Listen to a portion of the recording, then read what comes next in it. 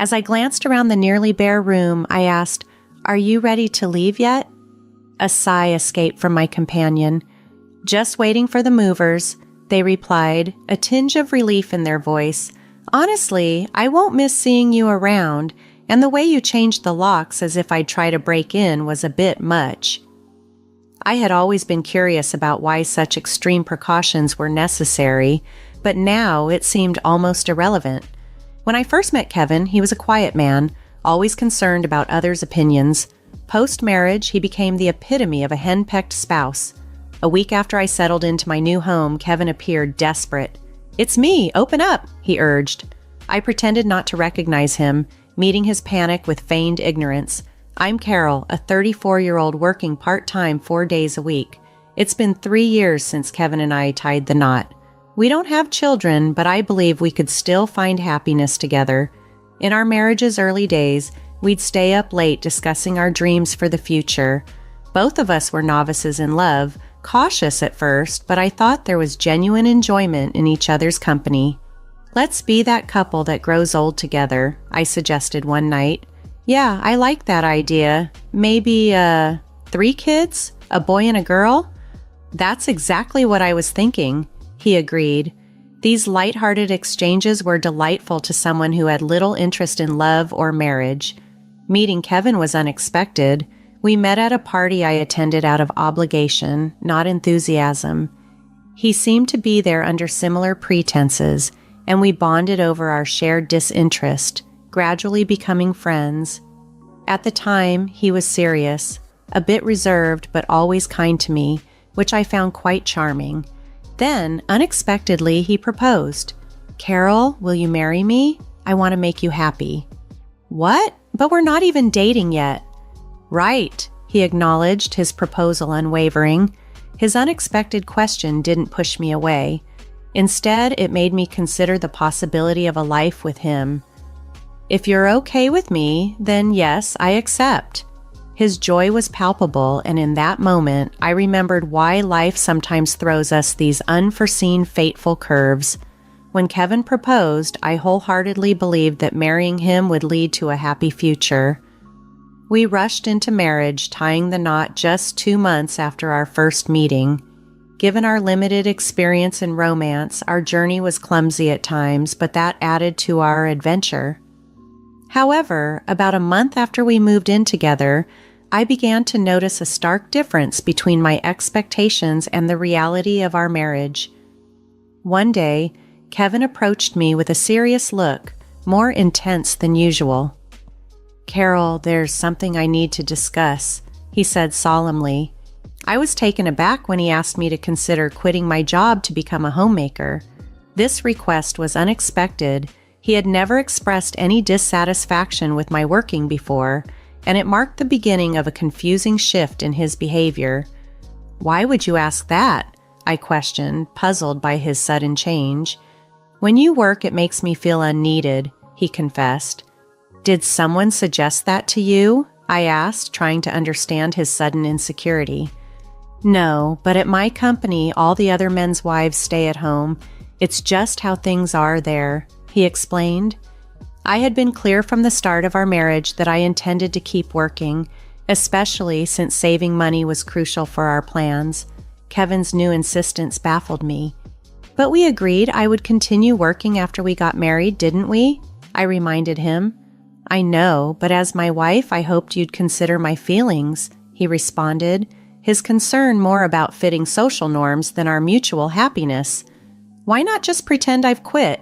There's no need for me actually to leave my job," I suggested, expressing my reluctance to give up my career. However, Kevin seemed increasingly worried about how others perceived him. "If things don't change, I'll be ridiculed by my colleagues and bosses. I'm supposed to be the head of this household, aren't I? Please, just do as I ask," he pressed, unwilling to listen to my reasoning.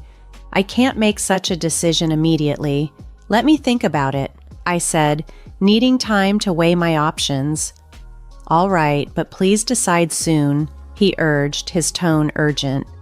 I knew I couldn't let this issue drag on, fearing what might follow if I didn't act decisively. Seeking advice, I turned to my boss, Madison. She had worked as an administrative assistant since high school and had faced a similar situation with a controlling ex-husband, eventually leading to her divorce. Now, she was a dedicated single mother and someone I greatly admired. That must have been tough, I mused, considering divorce as I reflected on her strength and resilience. Navigating the early days of our marriage, Kevin and I found ourselves at a complex juncture. It's tricky since we're newlyweds, I pondered, contemplating the implications of quitting my job. I haven't fully thought this through, but leaving my position will make it difficult to find a replacement. I shared my concerns with Madison, my boss, who had become a mentor to me. I don't plan to quit immediately, I explained. I'm looking for a way to keep working, if possible. Perhaps we could maintain my current part-time schedule for the time being. Switching to full-time might draw too much attention.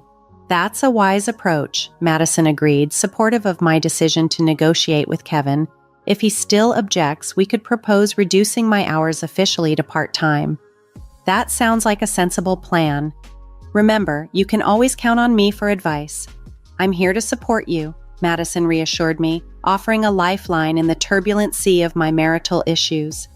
Thank you, I appreciate your support, I replied, grateful for her guidance. Our conversation deepened, and I discovered that Madison's ex-husband had also changed drastically after their marriage, a situation eerily similar to mine. This revelation was eye-opening. I hadn't considered that some men might transform so completely after marriage, becoming almost unrecognizable from the person they once were. Viewing my circumstances through this lens, I wondered if I had been misled. Despite numerous discussions, Kevin and I were at an impasse. Isn't it a woman's role after marriage to support her husband and manage the household?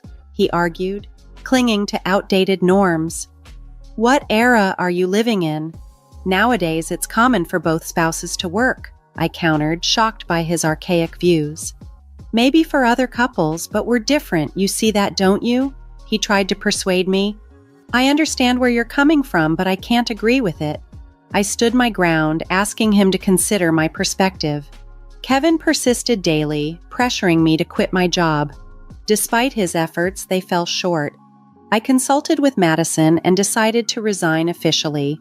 However, in reality, I continued working part-time 4 days a week. Thankfully, Madison was sympathetic to my situation and agreed to reduce my hours.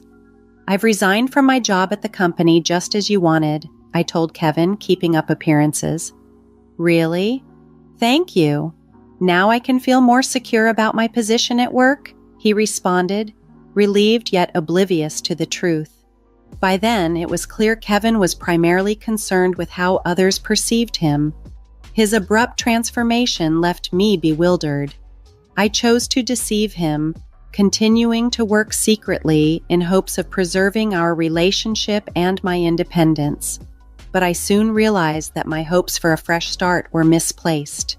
Despite our new beginning, Kevin continued to exert his dominance and vent his frustrations on me. One day, he sprung a sudden request on me. A junior colleague is coming over today. I need you to host, he said abruptly. I had no idea, I responded, caught off guard. Sorry, it was a last-minute decision. Just keep it simple, please. Get everything ready. Before I could say another word, he hung up. Determined to fulfill the request, I prepared drinks and snacks for the guests. However, when Kevin arrived, he was displeased. Didn't I ask you to prepare for today? He chided. You mentioned just keeping it basic, and you took that literally. This reflects poorly on me. I need you to fulfill your role as a wife properly. What exactly does that mean? I did my best. Is there an issue with what I prepared? I asked, genuinely confused by his dissatisfaction. No, not really, he muttered, his expression unreadable, a stark contrast to the person I once knew. From then on, Kevin began inviting guests over almost every week. While he reveled in the social gatherings, he expected me to be on standby, prepared for anything. It seemed he was trying to impress everyone with his capabilities as a husband. Kevin, Having guests over every week seems excessive, I ventured one day. No, it's fine. Everyone enjoys it, and you should support my decisions. It's your duty as my wife, Carol. But maintaining such a lifestyle was also expensive. How exactly am I supposed to manage it? I asked. Oh, stop complaining. He would dismiss any question I had as nagging and avoided giving a direct answer. Every morning, I woke up early to prepare meals, make lunch sandwiches, and see Kevin off, all while keeping his suit ready for the day. On days I worked part-time from 9 a.m. to 2 p.m., there was barely any time to rest. Despite the busyness, I cherished my job. Working often felt like a welcome respite. Carol, you seem tired lately. Are you okay? My coworker Deborah asked one day, noticing my fatigue. Yeah, a bit, actually, I admitted. Let me know if there's anything I can do. I'm here to help in any way I can. Thank you, Deborah. You've been such a reliable support. Unlike Kevin, Deborah understood the deterioration in how I was being treated. She was aware of my secret part-time job and had kept it hidden from Kevin. I appreciate everything, Deborah. I expressed my gratitude. Bill mentioned it, but I never imagined Kevin would behave like this, she confessed. Neither did I.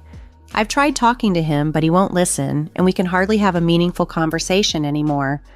I'm sorry, if only I were stronger, I sighed, feeling overwhelmed. Don't be too hard on yourself. You're managing work and household tasks admirably. I appreciate all your help.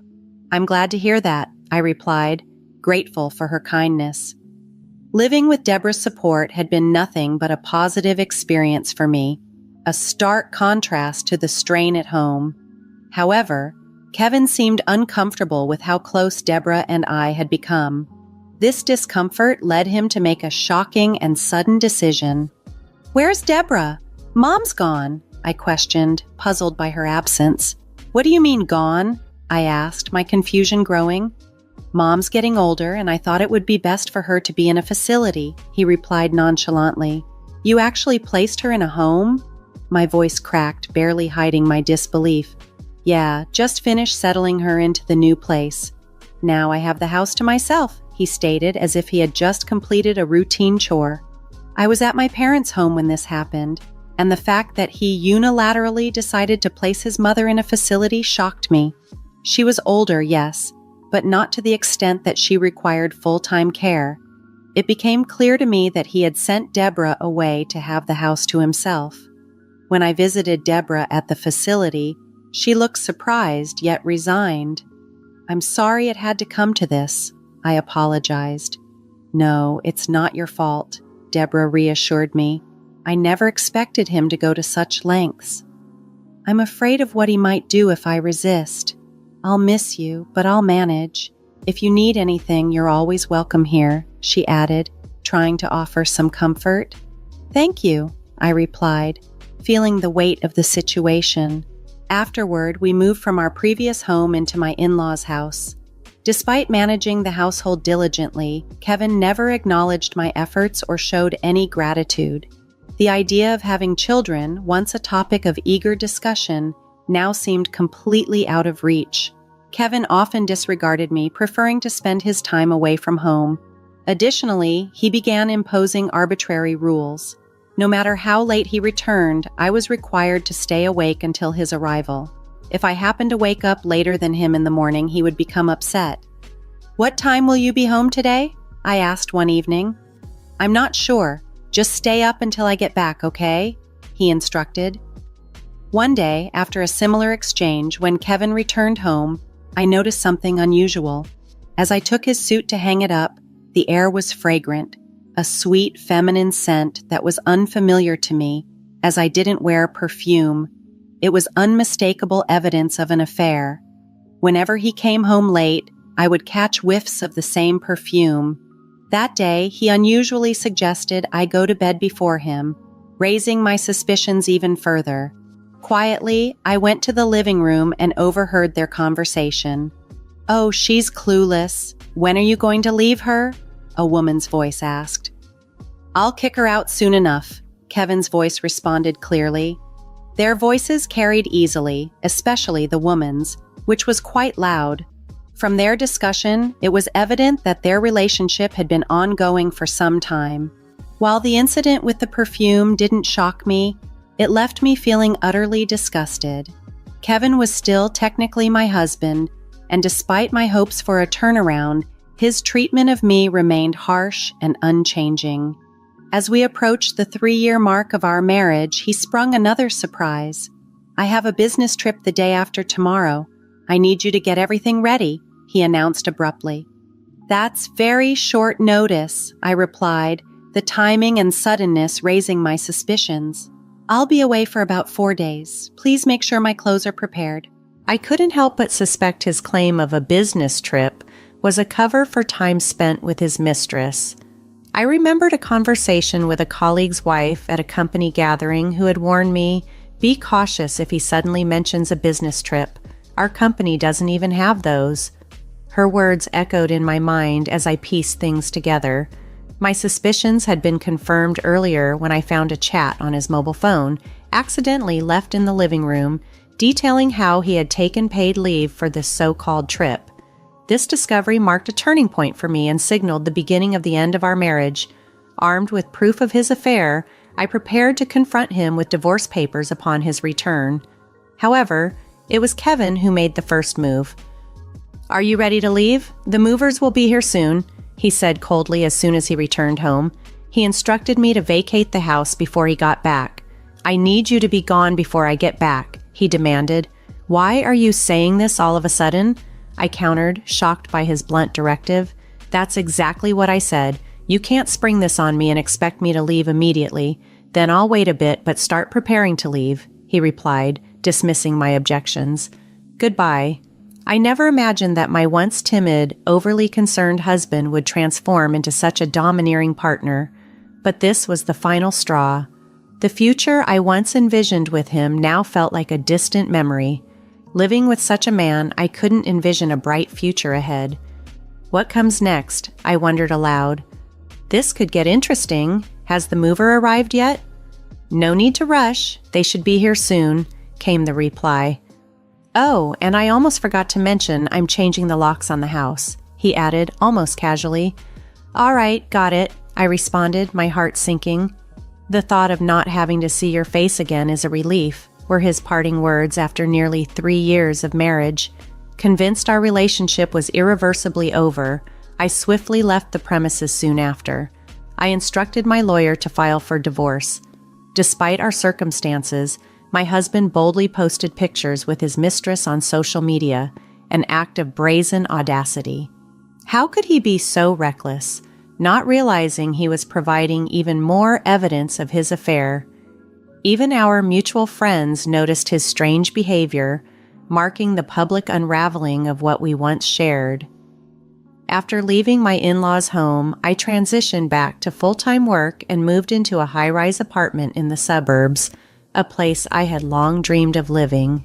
The apartment was spacious, ideal for one, and felt wonderfully liberating without Kevin's presence. About a month after settling in, I was jolted one morning by the doorbell. Peering through the monitor, I was stunned to see Kevin standing outside. "Hey, it's me, Kevin.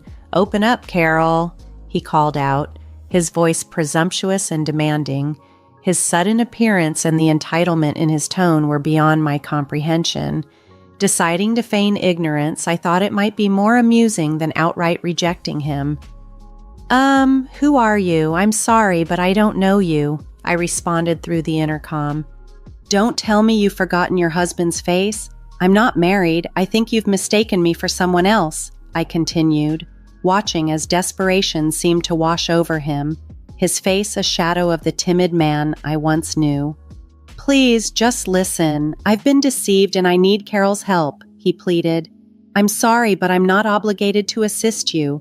If you persist, I'll have to call the police. Seriously, after all, I don't know you," I retorted, steadfast in my resolve to treat him as a stranger.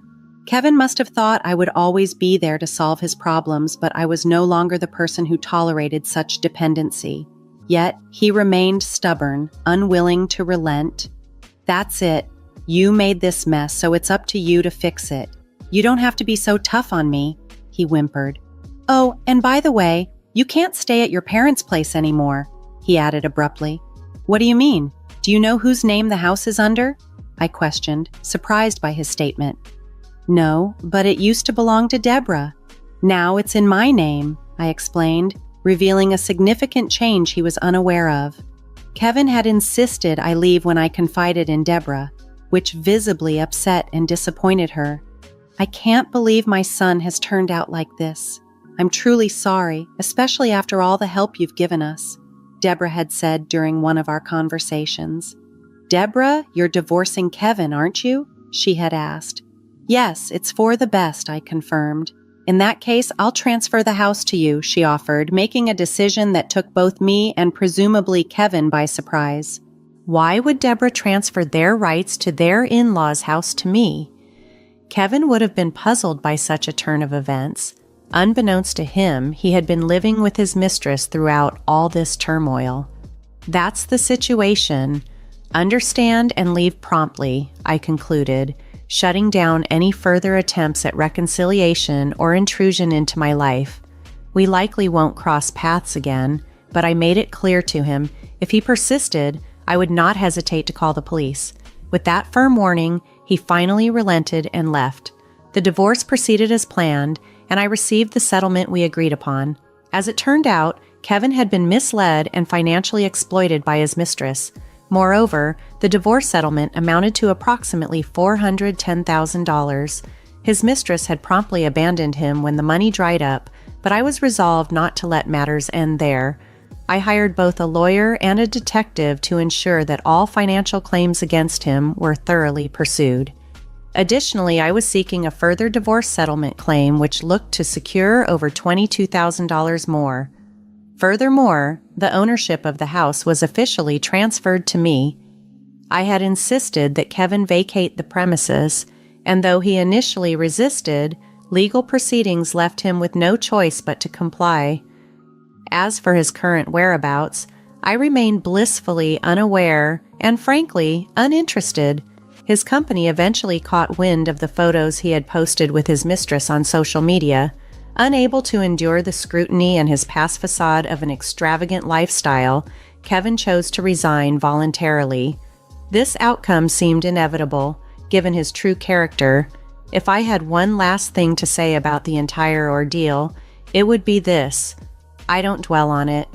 I am divorced now, but I view it as a learning opportunity, an opening to move forward positively. My bond with Deborah endures, and I intend to focus on my career independently and relish life as a single individual, embracing all the freedom and opportunities it offers.